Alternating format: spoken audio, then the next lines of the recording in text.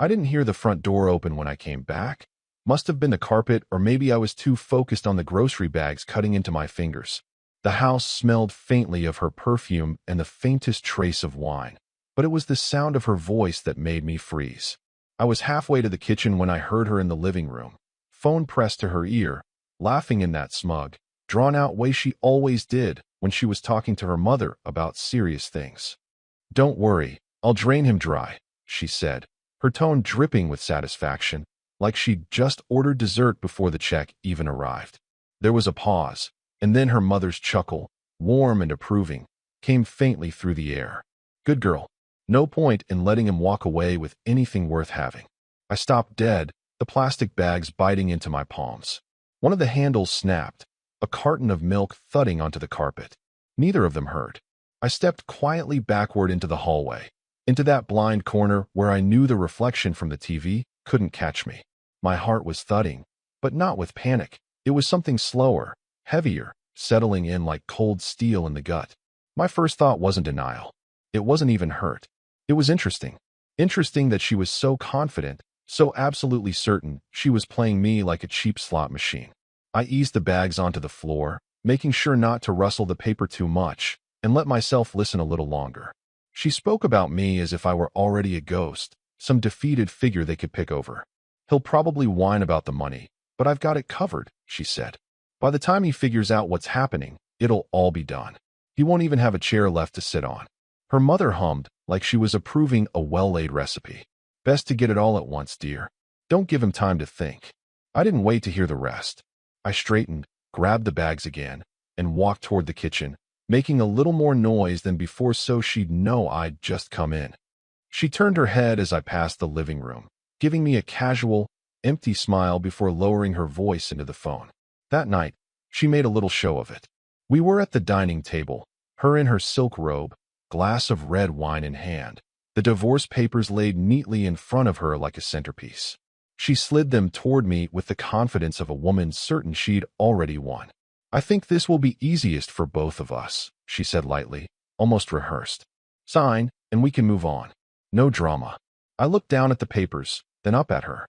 She was expecting a fight, maybe anger, some desperate attempt to negotiate. But I just picked up the pen, signed where she'd marked, and pushed them back across the table. "That's it?" she asked, eyebrow lifting in surprise. "That's it," I said, my voice steady, almost bored. She smirked, leaning back. "At least you're smart enough not to drag this out." I gave her a small, almost polite smile in return, then excused myself to take the groceries upstairs. I left the wine and the papers behind, like they were nothing more than recycling. Inside, my mind was already clicking into place, not with grief or confusion, but with the quiet certainty of someone who had just been handed their opponent's playbook. She thought she had the upper hand. She thought she was going to drain me dry. She didn't know that the well she was planning to empty didn't even connect to my water, and she didn't know that I had just enough patience to let her believe otherwise. She came into the kitchen the next morning with a bounce in her step, hair still damp from the shower, that little smirk curling at the corner of her mouth. She thought she was going to be dealing with a broken man, someone pacing the floor, half-shaven, demanding explanations. Instead, I was sitting at the table, fully dressed for work, sipping coffee and scrolling through the news. She placed the signed agreement in front of me like it was a victory banner. "We can file this today," she said. "No point in letting it drag on." I set my coffee down, leaned back in my chair, and gave her a slow nod. "Sure, let's make it easy." That flicker in her eyes, half suspicion, half delight, told me she was recalibrating. She'd been prepared for resistance, maybe even for a legal fight. Instead, I was handing her the script she wanted, reading my lines without hesitation. "House is yours," I said, almost casually. "Car too. And we'll split the savings, though, honestly, you can keep the joint account. I don't need it." For a moment she just stared, like a cat that had pounced on something too quickly and wasn't sure it was real prey. Then she smiled, slow and satisfied. "At least you're smart enough not to drag this out." I smiled back, but mine was different, smaller, quieter, the kind of smile you give when someone just told you the punchline of a joke you already knew. I didn't mention the other account. I didn't mention the assets with my family name on them. I didn't mention that every dollar she thought she was bleeding from me was from the shallowest, most irrelevant pool I had. There's a difference between losing and discarding. She thought she'd stripped me bare. In truth, I was handing her scraps. We drove together to the notary later that day. On the way, she talked about how she'd redecorate the house. Something more modern, you know? A clean slate. I nodded like a man too tired to care. Inside, I was picturing the deeds, the trust documents, the language my father had insisted on when setting them up. Non-transferable. Beneficiary claims terminate upon marital separation. She'd never set foot in the trust office. She didn't even know it existed. The house, the car, the accounts she was so excited about. Those were crumbs. My real assets were behind a wall she didn't even know she was standing in front of. When we filed the paperwork, she practically skipped out of the office, her hand light on my arm. To the clerk, it probably looked like we were just a friendly couple parting ways. She didn't notice the way I glanced at the clock, counting down in my head. Every smile she gave me was fuel. Every self-satisfied look was proof she thought the game was already over. I let her keep thinking that. Because the easiest way to win against someone who's certain of victory is to let them run right off the cliff while they're still waving to the crowd. The day after we filed, she told her friends, loudly enough for me to hear from the hallway, that I'd be slumming it in some cramped little apartment near the industrial park. I didn't correct her. Let her imagine me wrestling with roaches and flickering light bulbs while she paraded through her house. Instead of turning toward the freeway that would have led to the part of town she pictured, I drove downtown. The skyline shimmered in the early light, glass and steel catching the sun like polished blades. I parked beneath a high-rise whose name, carved into the stone above the doors, had been mine long before it was hers to even pronounce. Caraway. My father's building. His legacy. The marble lobby was quiet, the air cool and faintly scented with lemon polish. The receptionist didn't need my name. She stood as soon as I stepped in, her voice warm but respectful. "Good morning, Mr. Caraway. The attorney is expecting you." Upstairs, the trust's office is stretched wide and deliberate, the kind of space that made you feel small if you didn't belong there. For me, it felt like walking into a locked room I'd carried the key to all my life. The attorney, silver hair, sharp eyes, rose from his desk with a smile that carried both sympathy and approval. "I understand you're ready to proceed," he said. I took the leather chair opposite him, resting my hands on the polished wood. "Activate the inheritance transfer." My voice was even, without ceremony. His eyes glinted, and for a moment he allowed himself a small, almost conspiratorial smile. "She's going to be shocked." I didn't return the smile. Not because I disagreed, but because this wasn't about gloating, not yet. This was about precision. My father hadn't trusted luck or emotion. He'd trusted structures, clauses, airtight locks. I was simply turning the key. The paperwork was already prepared, my name printed cleanly on every page. The trust had been dormant, waiting for a specific trigger. My father's condition that no funds could be accessed while I was legally married. A clause he'd added after watching one too many men in our family lose everything to romantic entanglements. I signed each page carefully, not rushing. Each pen stroke a quiet act of reclamation. No dramatic flourish, just ink on paper. When the last signature was done, the attorney placed a heavy envelope before me. Documents confirming my sole beneficiary status, effective immediately. "This," he said, tapping the folder, "is untouchable. Separate entity, separate accounts, separate holdings." She could spend the rest of her life in court and never touch a dime. I slipped the envelope into my briefcase, the weight of it more symbolic than physical. This wasn't just money. It was every hour my father had worked, every calculated risk he'd taken, every principle he'd drilled into me about foresight and control. While she was sipping lattes and browsing furniture catalogs, imagining my downsize, I was sitting in the heart of a fortress she didn't even know existed. Every brick of it had been built long before she'd ever stepped into my life, and every brick was now mine alone. When I left the building, the sun was higher, the streets busier. I walked past a cafe and caught sight of a couple laughing over breakfast. She and I used to look like that, before I realized that in her eyes, I'd always been a mark, not a partner. I got into my car, adjusted the mirror, and drove toward my temporary place.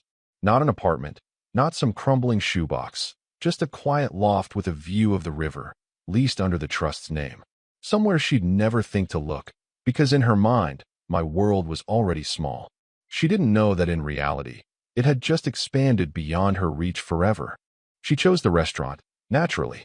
Some trendy spot downtown with moody lighting and menus printed on recycled paper that looked like they'd been rescued from a shipwreck. I showed up early and took a seat where I could see the door. She arrived 10 minutes late, wearing a fitted dress that said she wanted to be noticed. Gold jewelry, perfectly applied lipstick, hair with that deliberate, I just rolled out of a salon volume.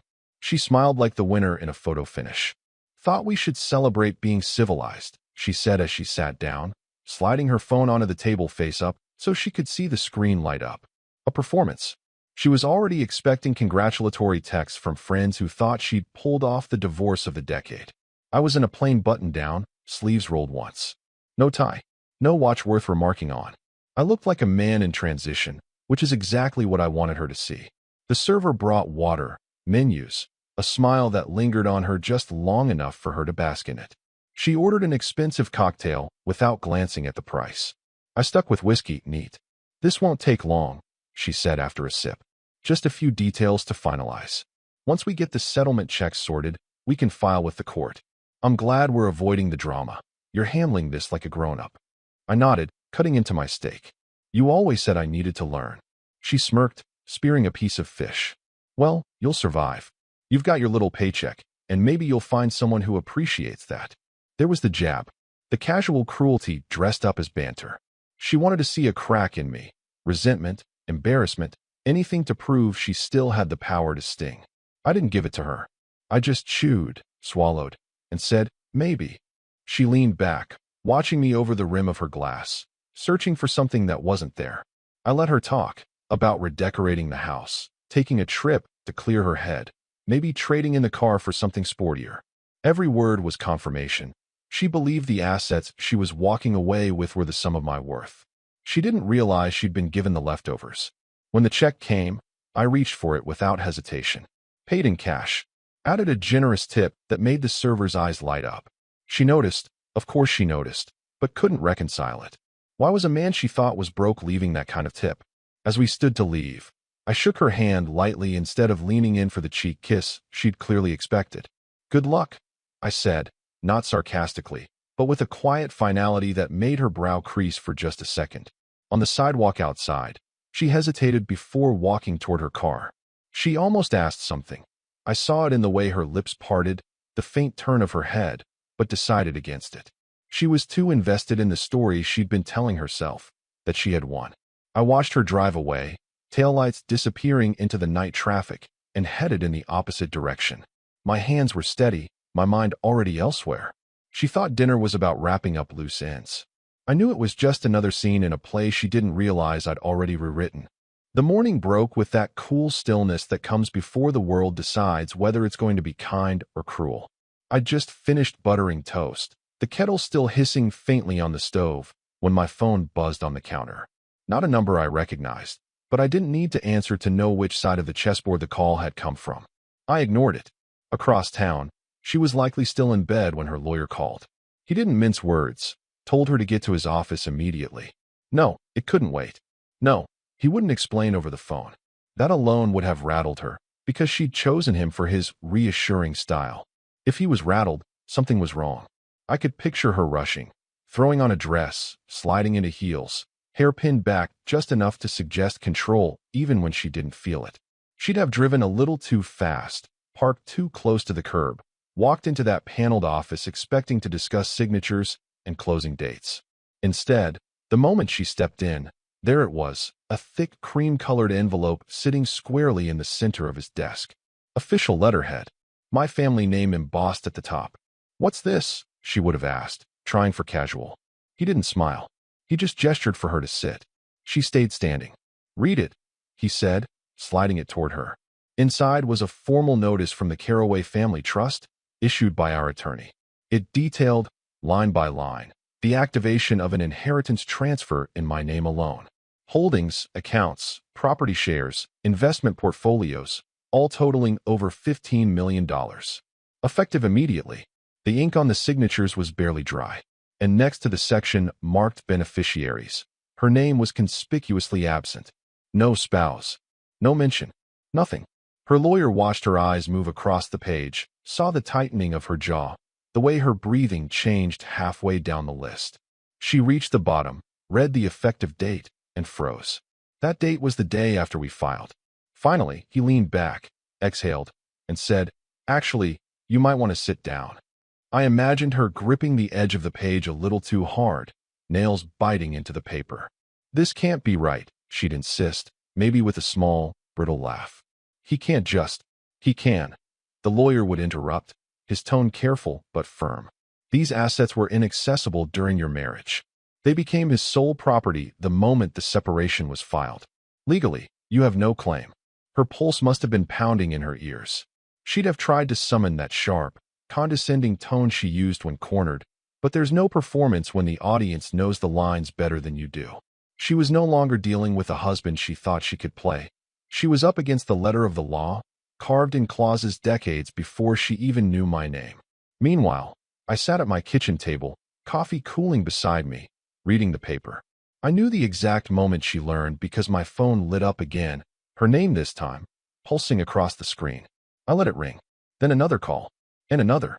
I imagined her sitting there, staring at the number, wondering if she could bluff her way out of this the way she had with everything else. But even she would have recognized the shape of the wall she'd just hit. It wasn't moving, and there was no door. By the time she left his office, I knew her hands would be trembling. Not from fear, not exactly, but from the first real glimpse of something she couldn't control, manipulate, or charm her way into. For someone who'd been so certain she was holding all the cards, the realization must have landed like a stone in deep water. I finished my toast. The day outside looked brighter than it had in weeks. She didn't knock. The front door rattled against the frame as she shoved it open, her heels striking the hardwood like they were meant to leave marks. Her perfume hit the air before her voice did, sharp and cloying. "You hid this from me." No greeting, no build-up, just a shout designed to set the tone. She was still clutching the trust notice, edges crumpled where her fingers had dug in.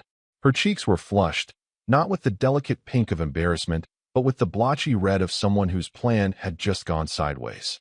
I didn't bother standing. I was sitting on the couch with a folder in my lap, papers spread neatly on the coffee table. I looked at her the way you look at an unexpected weather change. Mild curiosity, no alarm.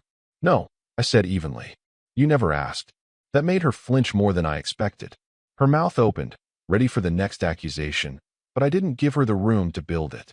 And it wasn't mine until now. Her eyes darted, searching for some crack in my statement, some angle she could attack. She found none. That pale note crept into her skin then, draining away the heat in her face. Her jaw tightened, but the words she wanted wouldn't come out. "You knew." She tried finally, but it landed weak. I reached for the folder in front of me, slid the signed divorce agreement across the table so it stopped inches from her hand. "Still want to proceed?" The silence that followed was long enough to hear the faint hum of the refrigerator, the muted traffic outside. She stared at the papers like they might rearrange themselves if she waited long enough. She swallowed, slow, deliberate, like it hurt. "This isn't. It's exactly what you wanted." I cut in, my voice as calm as if we were talking about the weather. "You rushed it. You were so eager to finish me off you didn't check the board first." Her grip on the trust notice loosened. The page slipped from her fingers, fluttering to the floor between us. I didn't look at it. For the first time since this whole charade started, she seemed small. Not physically. She was still standing there in that tailored dress, shoulders squared, but something in the way her eyes shifted told me she'd felt the ground tilt. "You think this changes everything?" she tried. But even she seemed unconvinced by her own voice. I leaned back, resting my hands on the arm of the couch. "It already has." She didn't sit. She didn't touch the divorce agreement. She just stood there for a beat longer, then turned sharply, heels cracking against the floor as she left. When the door closed behind her, I picked up the trust notice from the floor and placed it neatly atop the divorce papers. 2 pieces of paper. One had been her weapon, the other mine. Only one of them still mattered. It was almost midnight when I got the call, not from her, but from someone who'd been in the room. A mutual acquaintance, the kind who likes to see drama unfold from the front row and can't resist feeding details to the other side. "They're at her mother's place," he said. "You're going to want to hear this." I didn't have to prompt him. He launched right into it. Apparently, after leaving my rental in that pale, tight-lipped silence, she'd driven straight to her mother's. No surprise. Her mother was the architect of this whole thing, the voice in her ear from the very beginning. But tonight, the conversation didn't start with smug strategy. It started with her pacing the living room, holding that trust notice like it was evidence in a trial she'd already lost. Her voice was raised, sharp enough to cut through walls. "Why didn't you tell me this could happen?" Her mother, sitting stiffly on the sofa, took a slow sip from her wine glass. "It shouldn't have mattered. We filed fast.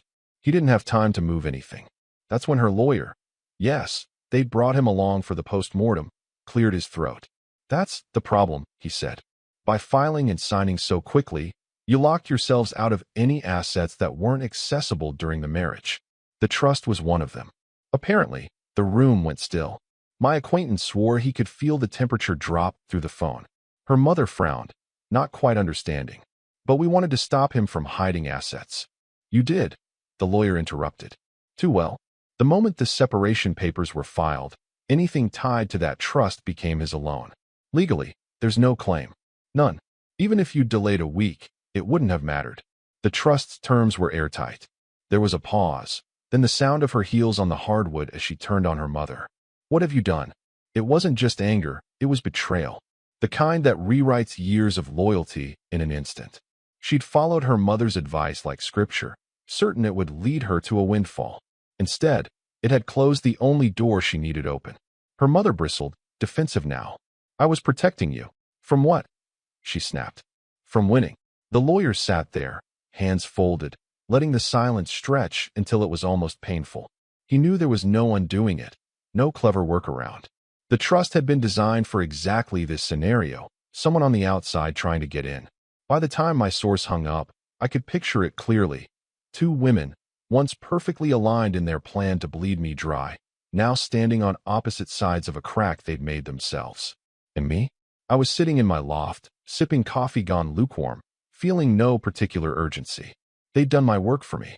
The most loyal ally she had just became the reason she'd lost everything.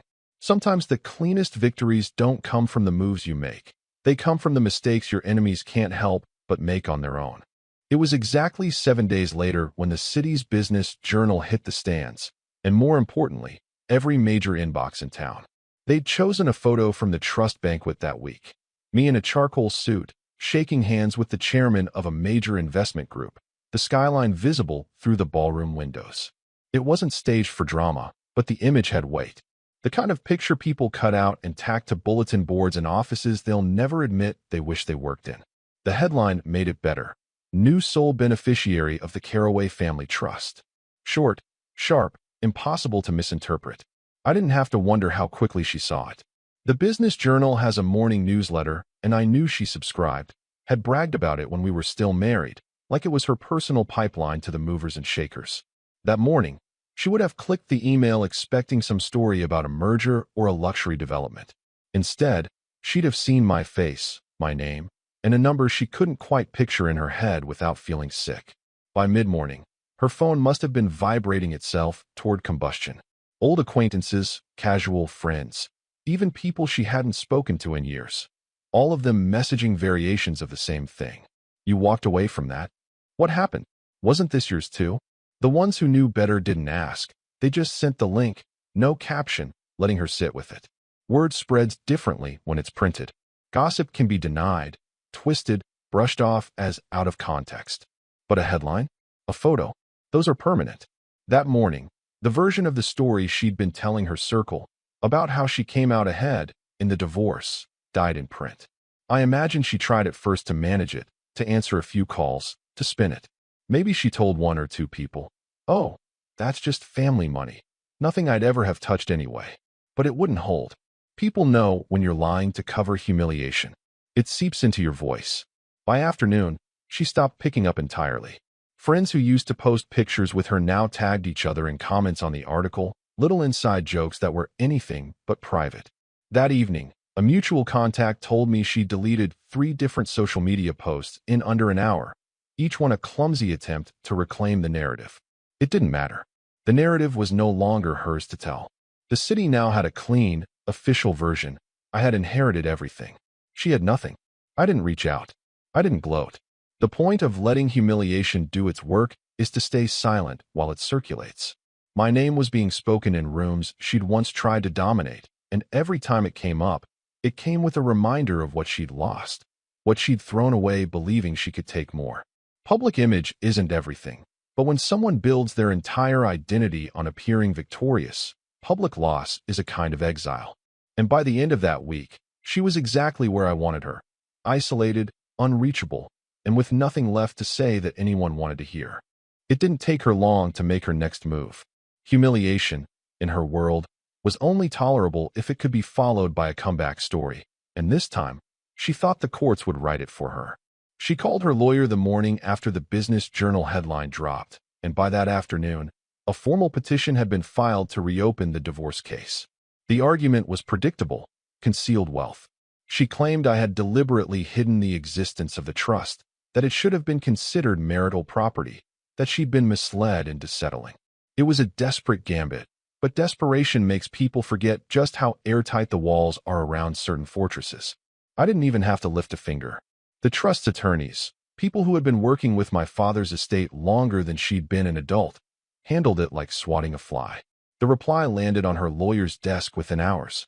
Funds were inaccessible until after the legal separation was filed. Under the terms of the Caraway Family Trust, no marital claim exists on assets activated post-separation. Any assertion to the contrary is without legal merit. It was the kind of language that doesn't just close a door, it bricks it over. I wasn't in the room when her lawyer read it aloud to her, but someone who has told me the air seemed to drain out of her. She sat there, perfectly still, as he leaned back in his chair, glasses dangling from one hand. "There's nothing left to do," he said. "Not we could try something else. Not maybe there's an appeal," just that flat, final sentence. And he meant it. She didn't shout. She didn't argue. Her shoulders just slumped. A small, involuntary movement, but one that said more than any tantrum could have. In that moment, she understood, not just that she'd lost, but that the loss was permanent. By her own design, she'd rushed the process, signed away her only leverage, and walked straight past the locked gate that held everything she wanted. Now she was on the wrong side of it, staring at stone and steel with no key in sight. She left his office quietly, and for once, there was no phone call to me afterward. No text, no attempt to claw back some moral high ground. Whatever fight she thought she had was gone. Later that evening, I poured myself a drink and sat by the window in my loft, looking out over the river. The city lights shimmered on the water, and somewhere across town, she was probably sitting in that big house she thought she'd won, realizing it was just walls and furniture now. No trust, no future claim, no story to tell that didn't end with her own mistake. It wasn't revenge in the traditional sense, no shouting matches, no courtroom drama, just the quiet certainty that the game was over, and she'd been the one to call checkmate on herself. The banquet was held in the same ballroom my father had used for decades. Vaulted ceilings, crystal chandeliers, a view of the skyline that seemed almost staged. The air was heavy with the scent of polished wood and expensive wine, the kind of atmosphere where every handshake felt like a transaction and every smile came with calculation behind it. I took my seat at the head table, not out of ego, but because it was my name on the trust now. The evening unfolded with the usual rhythm. Introductions, applause for charitable contributions, murmured conversations about markets and mergers. I nodded where I needed to, shook hands when expected, all the while feeling the weight of the speech card in my jacket pocket. When the chairman introduced me, I rose without ceremony, walking to the podium with the same calm I'd had the night she slid those divorce papers across the table. I could feel 100 sets of eyes on me, some curious, others calculating what my new position meant for them. I didn't read from the card. Instead, I rested my hands lightly on the podium and looked out at the room. True wealth, I began, isn't just what you inherit. It's knowing who should never share it. A ripple went through the room. Not laughter, not applause, just that subtle shift when people realize they've been given a line worth remembering. I let the words hang there, meeting a few gazes, letting each person decide for themselves what I meant. Then I raised my glass, a faint smile pulling at the corner of my mouth. To the future. The toast was met with warm applause, but my mind wasn't on the clinking glasses or the nods of approval. It was elsewhere, across town, in a dimly lit kitchen where I knew she'd be alone.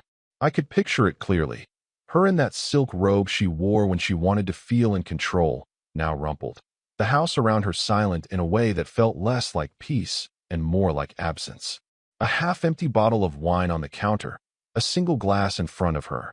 Maybe she'd seen the banquet on social media, a tagged photo of me with the other trustees, or maybe she'd chosen to avoid it entirely, knowing it would sting. But either way, she'd hear my words eventually. The city had a way of repeating things worth repeating. And when she did, they'd land differently than they had for the people in that room. For them, it was a line about prudence and legacy. For her, it would be a mirror, showing her the moment she'd gambled everything on arrogance and lost. The echo of her own words, "I'll drain him dry," would be deafening in that empty kitchen. I didn't need her to see my face or hear my voice in person. The damage was done, the walls were sealed, and the key had been melted down long before she knew she needed it. She hadn't just failed to take what she wanted. She'd built the barrier that kept her out. Back in the ballroom, I returned to my seat, the murmur of conversation resuming around me. Deals were being discussed, futures planned, alliances formed. My glass was refilled, and I took a slow sip, letting the warmth settle in. Across the city, she was staring at nothing, wine glass in hand, replaying every choice that had led her to that moment. And the most satisfying part wasn't that I'd beaten her. It was that she'd beaten herself, and there was no undoing it.